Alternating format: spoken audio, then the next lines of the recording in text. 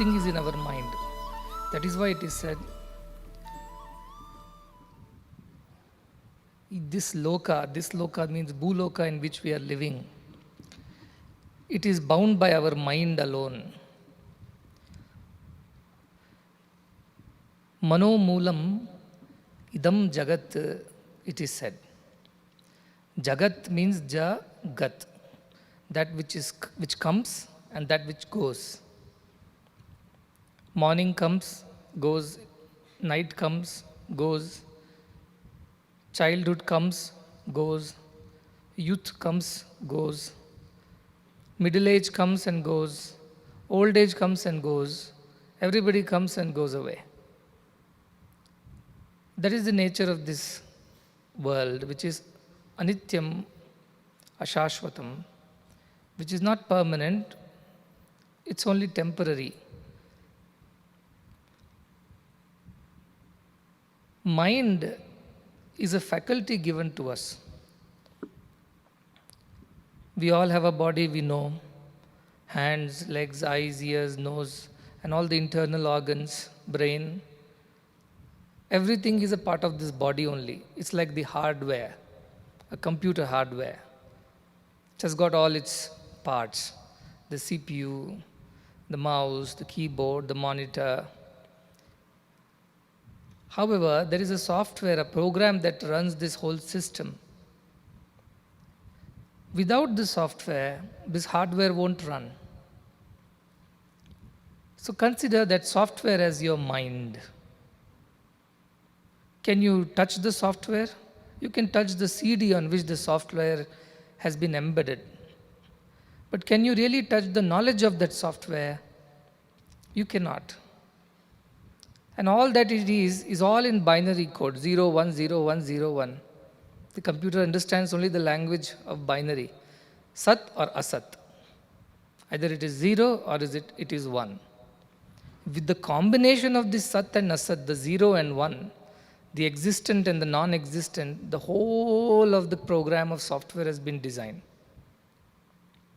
So that the computer understands whatever the software is trying to tell, and accordingly carries out the instructions through the various parts. The screen comes on, shows up whatever video or picture or the Excel sheet or a PowerPoint or a Word document, whatever you are trying to use. Then using the other parts like the keyboard, mouse, and various other things that are associated, you utilize the services of the computer. But behind the computer is the mind. Like the software, it is the mind. Behind this body, which is the hardware, the software is the mind. Now we have to understand what is mind. Mind has 4 components. Manas, Buddhi, Chitta, Ahankara. Manas is nothing but a collection of sankalpa vikalpa. All kinds of thoughts put together is called mind. So when you have no thought whatsoever, you are totally blank. At that point of time, mind is 0. Otherwise it is 1. 0, 1, 0, 1, 0, 1, this is the combination it goes. So mind goes absolutely blank when you see something shocking. You don't know how to react, frozen. Mind goes blank.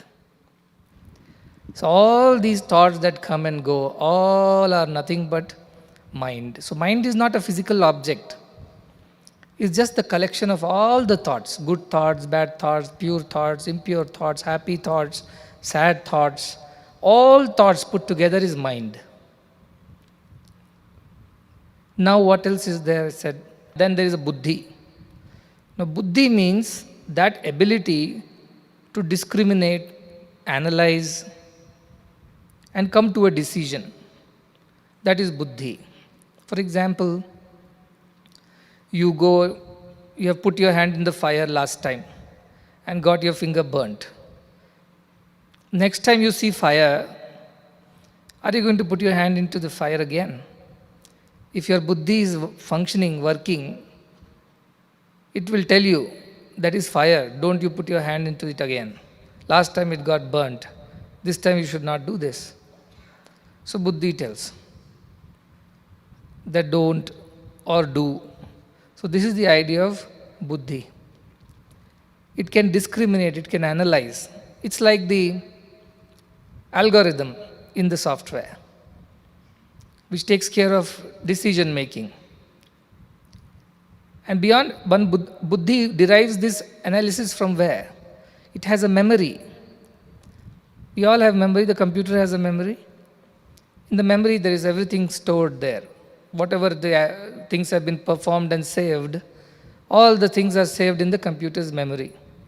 There is a quick memory, random access memory, they call it RAM, which immediately comes to a rescue, temporarily stored there. And then there is a deeper memory, where everything else is stored. And you have to recall it from those storage spaces whenever you want to utilize. You have saved a file, you must know where the file is saved. And go to that folder, file, open that folder and take out the file and use it again. Modify it, edit it, forward it, whichever way. So this storage in us, there is a facility of storage called buddhi. Now how are all these things stored in the computer? If you open the hardware, can you see your files? If you break it open, where is my PPT? Nothing is there, you can't see anything.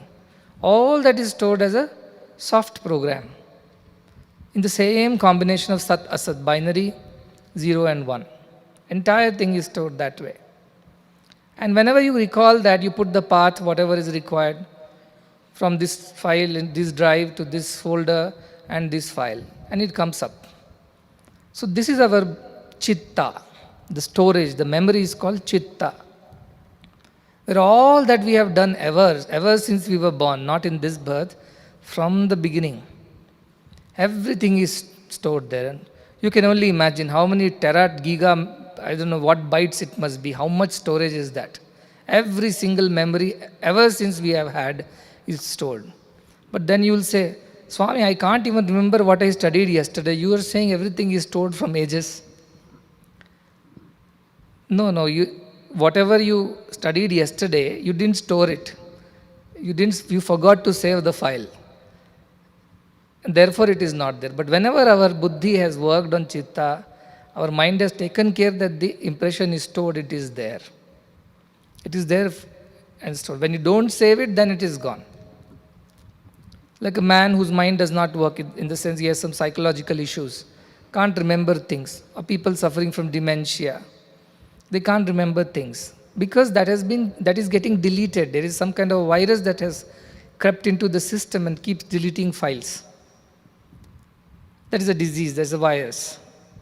Whereas mostly all that we do, think, see, touch, taste, smell, hear, and undergo in our lives, everything is somehow or the other getting stored in our chitta. Some are in the RAM, though it comes quickly, some are deep down in the hardware or in another hard disk or whatever of the computer. It is stored there. And then, one more aspect of mind is ahankara. What is ahankara? Identification. That this computer, when you open the computer, it remembers whose computer it is. If it wants a name, a date, a country to which it belongs, and things like that. So you give some identification to the computer, and a password, admin password or a user password. All this is an identification to that computer, that this computer belongs to the science department, and further it belongs to the principal. And principal can use it because he has the password, and whenever a computer opens, it says, welcome principal. So it remembers its identity. If you take the computer and put it into warden's room, still it will say welcome principal. It won't be able to recognize I have shifted to warden's room now, unless you go and feed it again, telling now you are no more the principal's computer. Principal has got a new computer, now this is the warden's computer. So it should say hello warden when it comes. It doesn't remember of its own. It has been, some program has been fed, and it identifies itself with that. Same way is this body, which is the hardware, with all the CPU is the brain, and everything else is there, which is working in different parts. And then we have the software called mind, which has 4 aspects. The manas, all the thoughts put together, all the programs, everything put together is called mind. But it also has the analytical ability, which is called buddhi. It has memory, which is called chitta. And it is also called identification, which is called ahankara. Now, these four things are the ones which make our body do whatever we do. As the mind thinks, I must have food now. Now, what will the buddhi tell? If you sit here, you are not going to get food. Also, food will come at 12:15 or 12:30. Even if you desire now, you cannot get it. So it will tell the body, calm down, food will not come till 12:15, so wait. And when 12:15 happens, the mind will tell the body, yes, time to get up. Then buddhi will tell the mind, it's 12:15, and it has the memory. What is the memory? That if you go straight and then you take a left and then you take a right and further right, that's where your hostel is. In the hostel, you don't go away to bathroom to have food. You don't go to prayer hall. You go to dining hall only to have food. That memory is there. Where to go for food. And how to go about, how to sit, behave and eat your food. You have all the memories through practice. So chitta is being used by buddhi to direct the body. And then when you go to dining hall and somebody asks, who are you? Then you will tell, I am so and so. Identification. So all these are all the time functioning within us. The mind takes care of everything else. A good mind, a pure mind, has pure thoughts, pure intentions, pure actions.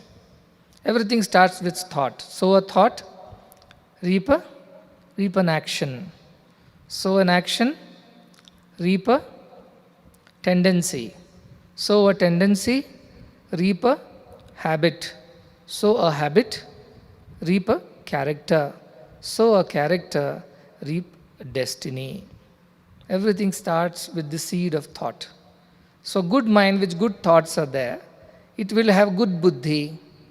It will have good memories because it's only done good to everyone. It has received good from everyone. It has good memories. And its actions are also always oriented in a good way. Now, how do I get a good mind? Good mind comes from good company. That is why I said the other day, Tyajadurjana samsargam, give up the company of those who are worldly, who have bad mind, who are evil-minded people. Bhaja sadhu samagamam, join the company of the noble, good people so that you also develop good habits from them. Kuru punyam ahoratram, engage yourself in good actions. Punyam does not mean going and doing charity outside or doing pujas. Just the day-to-day conduct of your life, how do you behave with people around you, should be good. That is punyam. Paropakaraya punyaya papaya parapidanam. Helping anybody and doing anything that will be useful to others is punyam. Doing anything that is going to be harmful to others, hurts others, is papa. So punyam, kuru punyam ahoratram, day and night you should do punyam. It means even when you are sleeping in your dream also you should not will bad for others. You should not develop bad thoughts or wrong thoughts. Even in your dream you should not. So ahoratram, morning and night, do good. And smara nityam anityatam. Remember what is real, what is unreal. Now you know, by now you have got some idea. What is real? That which comes and does not disappear is real, which stays forever. What is unreal? Which comes and goes. Your childhood was unreal. Your youth is unreal. Your old age will be unreal. You are real. You don't go away. You were there in the body of the baby. You are there in the body of the teenager. You are there in the body of the youth. You alone are there in the body of the middle-aged man. Again, old man or a woman. And finally in the dead body also, whose body identification is with you only. So something is there which does not go, whereas the other things go. Till the body is there, we understand that I am there, my identification with this body, that my name is so and so, is there. As a child also, if teacher asks, I will tell the same name. If I grow up and somebody asks me, my friends ask, I will tell the same name. If I grow and marry, my relatives ask, I will tell the same name. If I work in an organization and they ask, I will tell the same name. And even when I die, my death certificate will carry the same name. Name of mine, the identification with that particular being does not change. The being changes in many ways. So a small infant can't walk, to a boy who runs, to a young man who is strong and able, to an old man who is becoming fragile and weak, to a dead man who cannot move. All these are movements and changes in the external body, but the person who is inside, who is identifying himself with this body, remains. Nachiketa's question is, what happens after this body dies? Do I die with the body? So you will say, no, of course not. You know you can go to heaven. But heaven is temporary. I may live for thousands of years there. But I must come back again into another body. That is the rule. If a computer crashes, you shift all the data memory to next computer. Don't you do that if your computer crashes or phone crashes? Somehow you retrieve all the data and pass it on to the next hardware, next phone. Similarly, the whole software, this mana, buddhi, chitta, ahankara, collectively passes on to a next body. The entire data is retrieved from this and then it is passed on to the next hardware, next computer, next phone. Likewise, this mana collects all buddhi, chitta, ahankara and carries on and joins the next computer. And that is how life goes on after one computer to the other, as and when computers become old, obsolete, crash, cannot function, the data keeps moving. The software keeps moving. Maybe some upgrades also happen. From a very bad person, you have become a little better person. Or downgrades can also happen. From a good person, you have become bad person. Viruses might creep in and pollute your data, make your memory full of confusion. All this is possible. So you have to keep yourself very clean and pure. Else whatever you have learned will go for a toss. So you have to remember that this is how the body and the mind moves. Now beyond the body and the mind, only the mind and body will function. The computer and the software will function if there is electricity. If there is no electricity, can a computer function? Absolutely not. You may say, no, we have got UPS. But UPS is electricity only. Storage of electricity in a battery. But ultimately, the reason for why the computer works and the software works is because you have electricity. So in a computer lab, there are 30 computers. Are they working with different electricities of their own? Or is the same electricity goes through all the computers and makes them active? Which is the truth? Same electricity. Though this computer belongs to the principal, this belongs to this roll number 1, that 2, 3, 4. Each of the computer is different and they will have different items going on. Somebody is doing a PowerPoint, somebody is doing an Excel sheet, somebody is doing a Word document, somebody is simply watching a video or a song. Anything can be happening. Though the effects seen in the different computers are different, according to the computer hardware, big size screen, small size screen, LCD screen, LED screen, whatever it is. Or it could be different because processing capacity of the computers are different. Some are loading faster, processing faster, some are processing slow. It could also be the quality of other gadgets that are associated with the computer. Some might have a Bluetooth mouse, some might have a wire mouse, some might have a good speaker, some might have a bad speaker. Accordingly, the effects in each computer is seen differently. Some is using PowerPoint, some are using Excel sheets, so they are using different softwares. However, without electricity, none of these will function. Can they? They cannot. But if somebody says, my computer has my own electricity, that is why it plays PowerPoint and that's how it works. Your computer has your own electricity. No, it's not true. Your computer might have been plugged to an electrical source. You might have your own switch and the plug point. But the reason for the computer to come alive is only the electricity and nothing else. The one electricity only flows through all the computers, makes all the software programs run, makes all the hardware run, and makes everything happen. So it will be foolish to say that my electricity is different from your electricity. In fact, even in a computer lab, in various computer labs across the world also, they have to agree that everything is run on the same electricity of certain voltage. Nobody can say it's different from each other. Likewise, there is something beyond the mind which energizes all of us, which makes everything work. Until that is there, everything works. But the electricity goes away, everything stops. This electricity is coming, you compare it with your prana. Prana means your life force. What is the difference between a dead body and an alive person? What happens when somebody dies? Body is there, but life lives. This life force or prana, note these words, these are all scriptural words. Prana is there. This prana alone makes this body function. When the body is functioning, mind is also associated, it is functioning in the body. And prana goes away, the body falls dead, and the mind stops functioning there. It is like a computer that has crashed. And then Yama comes, whose computer crashed? Let me see. And he says, oh, this fellow crashed today. How old was he? 95-year-old, good age to crash. What about his data storage software? It is there. Okay, let me retrieve all the data. He'll put his own plug point and remove the data. He's an expert, computer, whatever, the repair person. And immediately retrieves all the data, dumps the computer behind the hardware, which they bury it or burn it or leave it for others to eat according to their religious traditions. And Yama takes all the data and searches for a new computer. Until the new computer arrives, where is this data kept? It is kept in one of the 7 lokas above or the lokas below. Depending on the quality of data and useless data, put it in some corner, that's okay.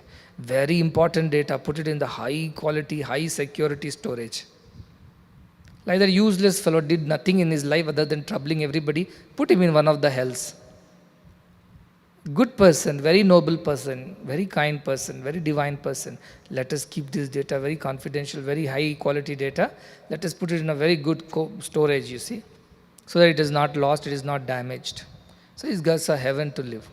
But ultimately, whichever heaven or hell this data is lying in, it must go back to another computer because only then it becomes useful. Simply data lying in a corner is of no use. So Yama will find a new computer. Yama's people will find a new computer and go and finally reinstall the entire software, and all the data will be transferred to the new computer.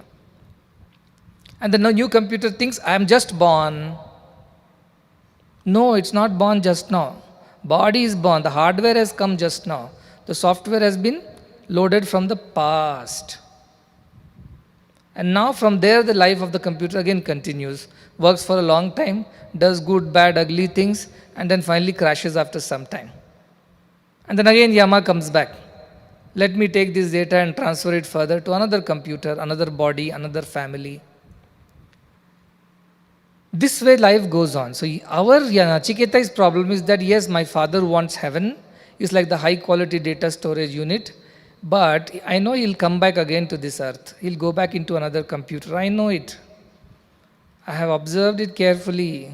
3 days I was not sitting here simply. I was thinking and thinking and thinking about all the things about life. Because why is thinking so much? He is already dead. So he now wants to know what's further after death. I have heard of heaven, but what about heaven and hell? You go and come back again and again into earth. So how should I go about further? That is the question. Now there are some religions who don't believe that they believe in heaven and hell, but they don't believe in reincarnation. They don't believe this data is ever transferred.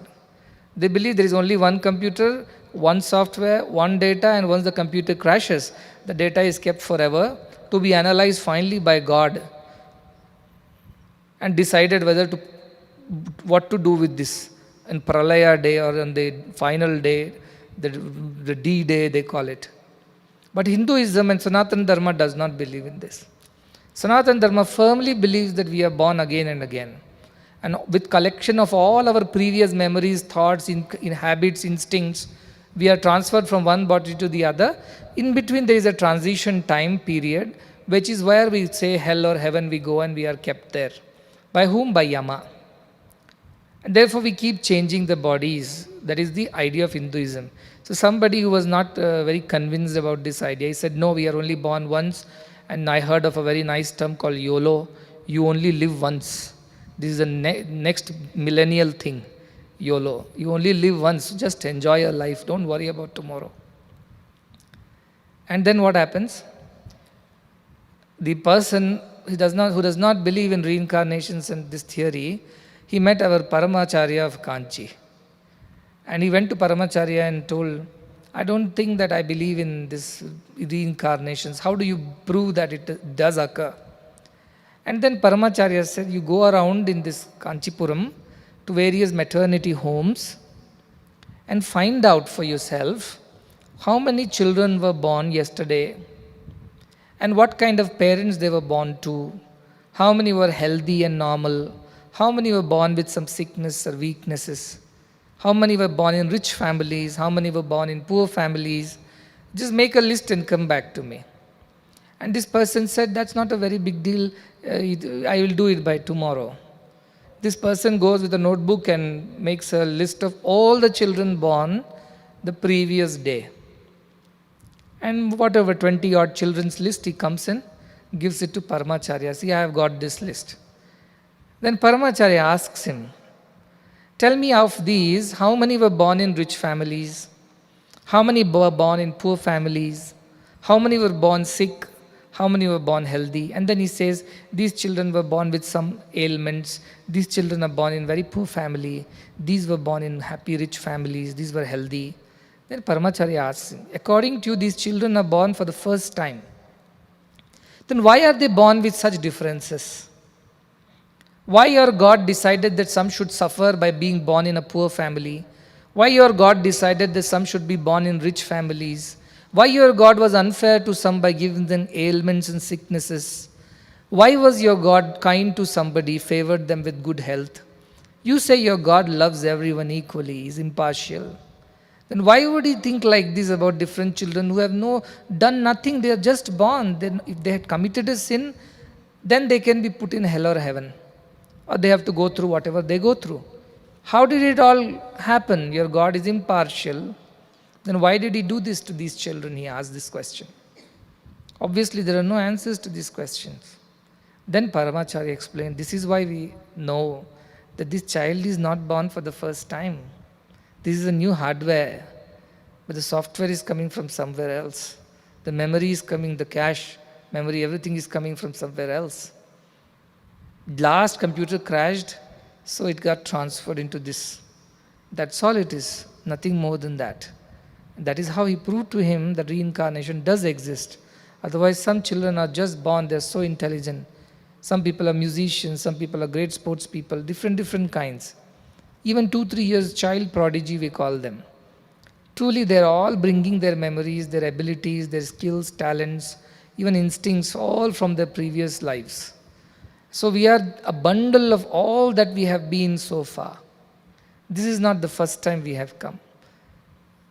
And very nice, a poet said, birth is not the beginning and death is not the end. It's a transition. So this is the truth of life and death. And this our Nachiketa knows thoroughly. And now what he wants to know, I don't want to keep coming back again and again, get into another hardware, another computer, and then again go through this, again go to a hell or heaven. Is that all to life is? Or is there a way to get rid of all this and escape this coming back, going again, coming back, going? What is that? Is there something? He doesn't even say, I want to escape this. He simply says, there are people who are doubtful about it. Can you please tell me whether such a thing exists as this? And that is precisely the third question, where he says, Yeyam prate vachikitsa manushye asti iti eke nayam asti iti chaike etad vidyam anushishtastvayaham varanam esha varastrutiyaha. This is we saw yesterday. That about which all humans are confused, they have doubts, whether it exists or it does not exist. Means after the birth and death and all the heavens and hells are finished, is there something that exists? Do we exist beyond that or we don't exist? That is the question he's asking. This vidya, this knowledge, anushishtam, you give me. Tvayaham, give me. Varanamesha, this is the vara. Varastrutiya, third boon that I am asking you for. Now starts the drama. Our Yama is not wanting to give it away, this highest of the knowledge, just like that. I told you yesterday, na prashantaya, na putraya, ashishyaya punava datavyam. Don't give it to those who are not of peaceful mind. Don't give it to people who are not your disciples. Don't give it to who is not your own child. It means Don't give it to somebody who does not have the eligibility for it, who may squander it away, throw it away. Don't give it to them. Otherwise, they will waste this knowledge.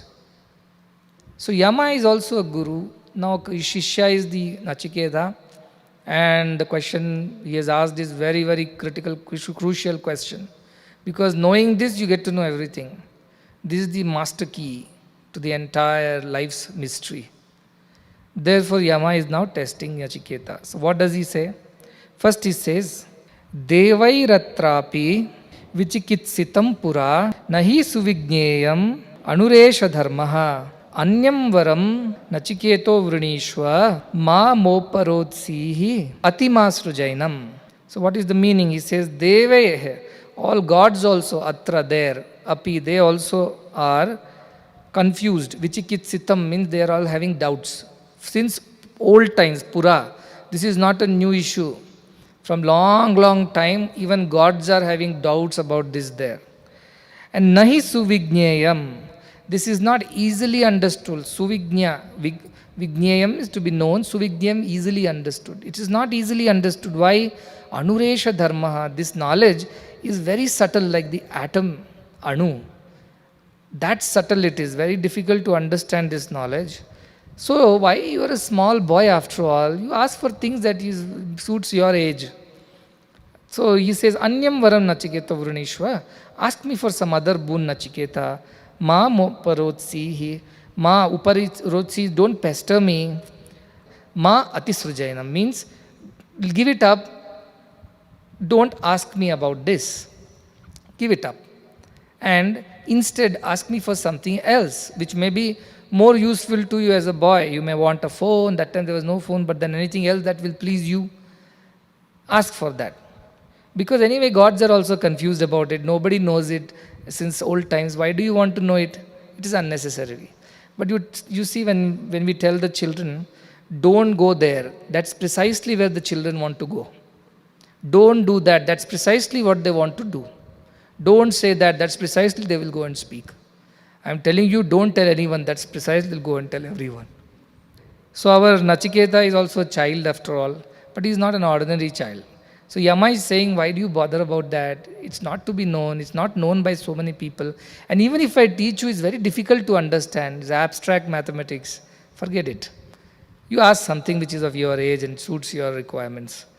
Obviously, Nachiketa does not seem to have been convinced by this Yama's thing. So what this our Nachiketa replies to Yama, look at his reply. Devairetrapi vichikitsitam kila tvam cha mrutyo yanna sugyeya matha vakta chasya tvadrig anyo na labhyo na anyo varastulya etasya kaschit. Those who understand Sanskrit, they will enjoy these shlokas. So beautiful, the way Nachiketa uses the same logic back on Yama, gives back in the same coin. You said, Devairetrapi vichikitsitam kila. About this, the Devas only are confused, you are telling. And also you said, Tvamcha mrutyo yat na sugyeya mata. Mrutyu you just now said. What? Na sugyeyam. This is not possible to know easily. Atha, you just now said that. So Yama would have thought, good, that this boy has understood, no point in following this. But what does he say next? He says, Vakta cha asya tvagdrignyo na labhyo. Tvagdrig, like you, another Vakta of teacher, I will not find again. Na anyo varastulya etasya kaschid.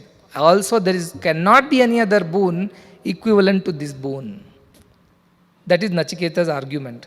Just now you said, nobody knows it. It's very difficult to understand, therefore don't ask your telling. But I am asking you this, because nobody knows it, just now you said, and you know it. Therefore, I will not find another teacher of this truth other than you. And I don't think any boon on earth can be so unique as this, because nobody knows it. It is a special thing to know this. Everything else, everybody knows it or gets it somehow. This, nobody can get it unless you teach me, and therefore I won't find a teacher like you, nor I think there can be any boon that will match this boon of the truth of our existence. That is our Nachiketa's logic. Yama ups the offer. What is he saying? Listen, Nachiketa, you are a very young boy. You have not seen life. You don't know what are the ups and downs of life. What are the things that are required in life? You need money. You need some safety. You need security. You need some family. You need relationships. You need some position. You are too young to know that all these things are needed. Therefore, you are asking something very, very impractical.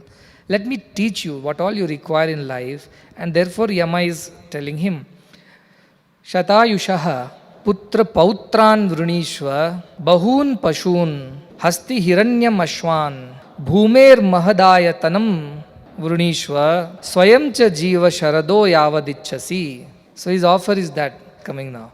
He says, listen, Nachiketa, Shatayush putra pautran vrunishva. Ask me, Vrunishva, ask me for what? Shatayusha, hundreds of years old. 100-year-old, they should live, 100 years, Shatayush. Who? Your son and your grandsons. Putra Pautran, who live 100 years. So long they will live. Bahun Pashun, all kinds of animals. You want cows, you want buffaloes, you want other kind of cattle, Lomasham, Pashubihi, with all kinds of hairy animals like sheep and goat. Elephants, Hasti, Hiranyam, Ashwan. Elephants, gold and horses. Ask me. I shall grant you all these things. And what else? Bhumi, Mahat Ayatanam. Great land, lot of land I will grant you, which you can rule all by yourself.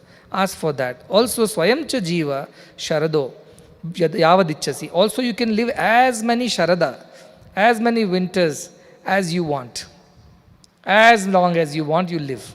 Ask me all these things. Again, he looks at Nachiketa's face. He is not convinced. So Yama continues to increase the offer.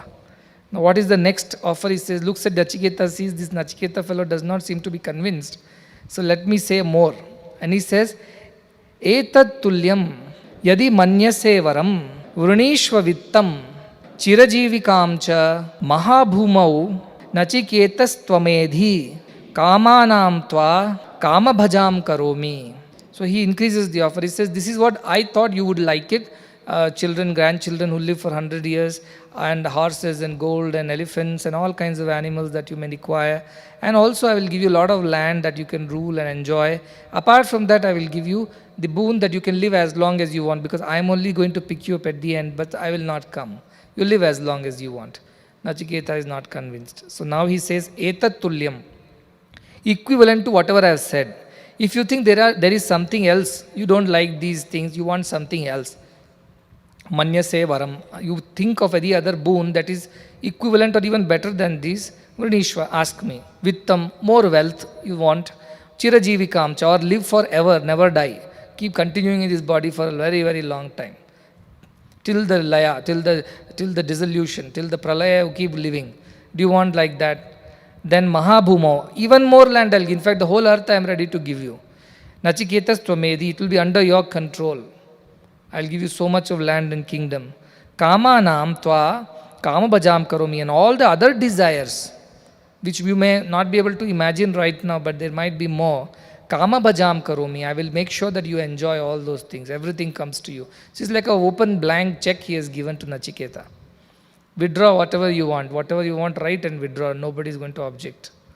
Thus, Nachiketa is still not convinced. Look at the plight of Yama. He is looking at his face. Take this. Nachiketa is standing like a stone, no expressions. Again, he increases the offer. And this is even more funny because he says, Ye kama durlabha matya loke sarvan kaman chandatah prarthayasva ima ramaha saratha saturya nahi drusha lambaniya manushyaih abhir matpattabhi paricharayasva nachiketo maranam ma anuprakshihi. See, the offer is so tempting now, like nobody can refuse this. And what it says, ye kama durlabha martya loke. On this earth, there are certain desires which cannot be fulfilled because they are not available. This is what, in a hotel you go and ask for whatever is there on the menu, you will be served. You can't ask for more than that is on the menu. So you have to bring it from another hotel and they have to feed you. But who will serve you like this? I will give you whatever. Kama. Chandata prarthasva. Make a list. Chandata means make a list of the entire thing. Because you are a young boy, you may not be able to remember everything. Take some time. Make a good list of everything that you think you would like to have that may not be available on earth. And prarthyasva, ask me for all that. And example he gives. What is not available on earth, since you are a young boy, you don't know the pleasures of women, wine, and things like that, wealth. So let me teach you a little. He is polluting the mind of poor Nachiketa by tempting him with things which is beyond his age. He says, Ima Rama Saratha Saturya. He said, from the Swargaloka, Rama means all these apsaras, Menaka, Rambha, Urvashi, of that class, apsaras I will bring. Saratha on beautiful chariots, and Saturya playing musical instruments. Means they are very talented and skilled also. They'll keep you entertained all the time. Very beautiful damsels from the apsara. It's the idea that beyond the earth, whatever are there above, I will bring that also. Beautiful damsels will sing and dance and play instruments for you. And Abhir Matpratabhir, all these whom I am bringing from there, which I am offering to you, Paricharayasva, get yourself serviced by them. Beautiful, most beautiful people will come and do all this service to you. 5-star, 7-star treatment at home. Customized. You don't even have to go till outside to get it. Everything will be done at your doorstep. I'll give you all this. But Nachiketa, Maranam Manu Prakshi, don't ask me about this business of death. Other than you ask me anything, I'm ready to give. If you can't think of it because you're a small boy, you don't know how much is required to lead a happy life, pleasurable life, let me tell you a little more. And he tells, I will give you those also. And if it is beyond earth, I will bring it from heaven and give it to you. But Nachiketa, don't ask me about what happens after death, what goes on after that. Don't ask me that. So Yama is telling. This is why I love Nachiketa. Anybody by now would have fallen for the temptations. First level, not enough. Okay, second level, third level, nobody would have stayed back. What are these huge business people doing? Expanding their empires and wealth. What is the reason behind all that? These are the reasons. They want to enjoy the wealth, pleasures of the world, and they want to have the best name. They want to be the most powerful people. Everything should be there at their fingertips. Whole world should bow down to them. These are the kind of ambitions people think. So if you think, you compare this person with the topmost businessman on the earth or the topmost politician, Nachiketa says, I don't want all these things. Yama is offering him on a platter. You don't even have to work hard all your life. You sit in your place. Everything will come to you. Nachiketa finally says, this Yama is simply wasting time. So let me speak, otherwise he'll keep increasing the offer and simply is wasting my time, his time. So he speaks now.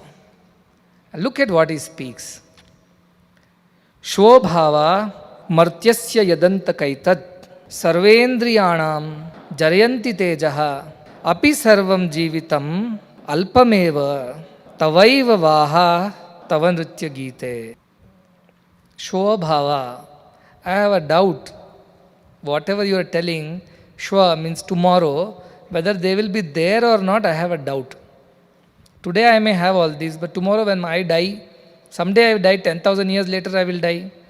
That time what will happen? He's thinking, I have doubts of my own. Shobhava, martyasya, whatever you are telling all this, I have my doubts about all these things. So, mrityu, ultimately, yat antaketat, you are antaka. Antaka means the one who ends everything.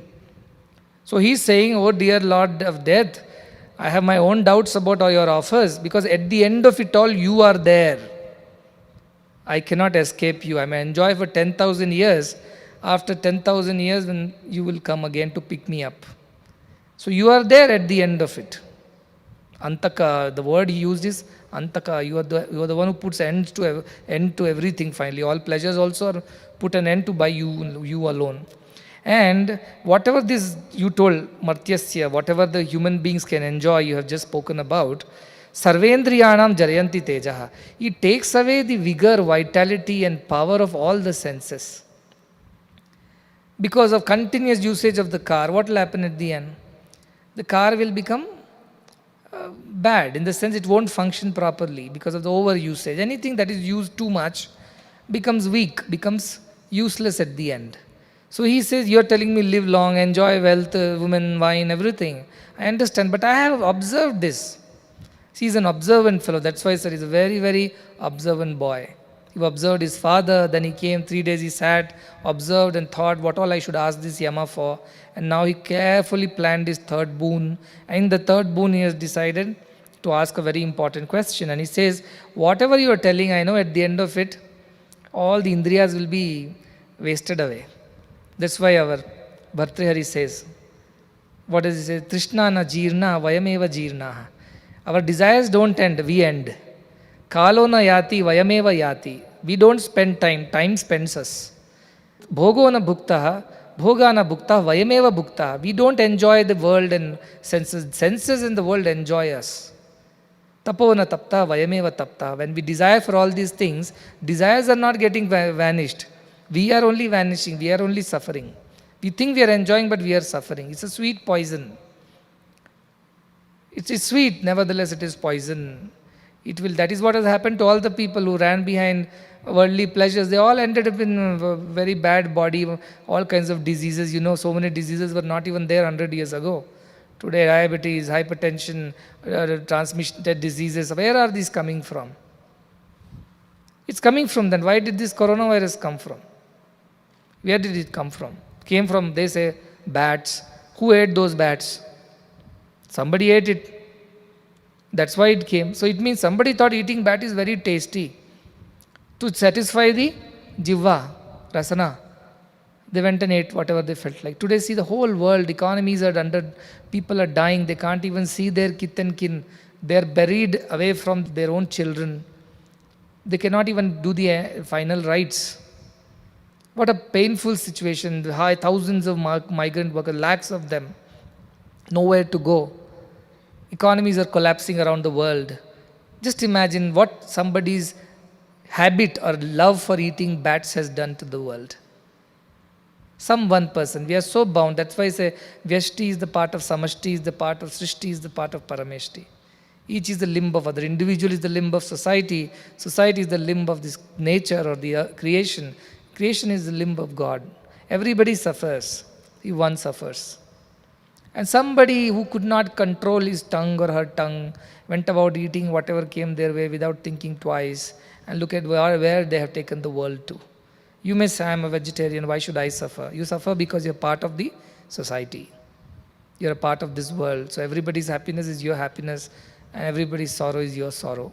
Even though they are not directly related to you, but somehow we are all bound together. We are all sitting in the same boat. Just because the hole is in one end of the boat, it does not mean the people of the other end of the boat are safe. The boat will sink. So everybody has to work together to plug the hole. Whoever made the hole, forget that, that we'll address later. First thing is go and plug the hole. Instead of arguing who made the hole, boat will sink. So this is the idea. Sarvendriyanam jarayanti teja. How much more movies you'll watch? How many foods you'll eat? How many places you will go? How many things you will drink and enjoy? How long? At the end of it, your bodies will become feeble, weak. All your indriyas will lose all the vigor and vitality. You will be a dead wood. No point. No point. Who is saying this? A young boy is telling it to who? To Yama. After when? After Yama tempted him with all kinds of offerings. He says what? I don't want all this. I have my own doubts about all that you are saying. I have noticed that people at the end become very weak because they enjoy too much of the world and then they suffer. So you are all telling this, fine, but I am not interested. And then he says what? Api sarvam jivitam alpameva. And also I know all life is short only. Short means I lived for 1,000 years. Somebody has a boon to live for 1,000 years. Ask him at the end of 999 years. He will say, I've hardly lived at all. Just 999 years I have lived. If only I had another 1,000 years. The one who's dying, who says I'm ready to die? If only I can get a little more and little more and little more. So he says, this life I've seen, Yama, this sarvam jivitam alpameva, all life is short only. The one who lives for 30 years also feels he's short lived. One who lives for 90 years also feels he's short lived. Even if we give 1,000 years to live, he will still be short of life. And he would like to live more. He's not willing to give up the body.